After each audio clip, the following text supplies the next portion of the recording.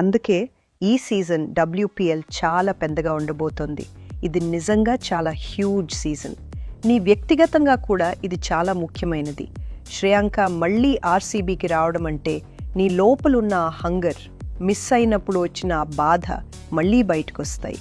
నీ ఫస్ట్ గేమ్కి ఫీల్డ్లో అడుగుపెట్టినప్పుడు నువ్వు మేనిఫెస్టేషన్ని నమ్ముతావా? అవును, నేను నమ్ముతాను. నా కోసం అది ఎలా ఉంటుందో మేనిఫెస్ట్ చేయమంటే నేను ఇప్పటికే మేనిఫెస్ట్ చేయడం స్టార్ట్ చేశాను, షెడ్యూల్ అనౌన్స్ అవ్వకముందే. నమ్ముతావో లేదో తెలియదు, కానీ నేను నా ఫస్ట్ గేమ్ MIకి వ్యతిరేకంగా ఆడుతున్నానని ఊహించుకున్నాను, అది ఓపెనింగ్ గేమ్లో. తర్వాత తెలిసింది ఏంటంటే అది నిజంగానే జరుగుతోంది అని. నాకు అనిపించింది ఎప్పుడూ రన్నర్స్ అప్ మరియు విన్నర్స్ ఫస్ట్ గేమ్ ఆడాలి అని. కానీ ఎక్కడో నేను మేనిఫెస్ట్ చేశాను RCB మరియు MI ఫస్ట్ గేమ్ ఆడతారు అని.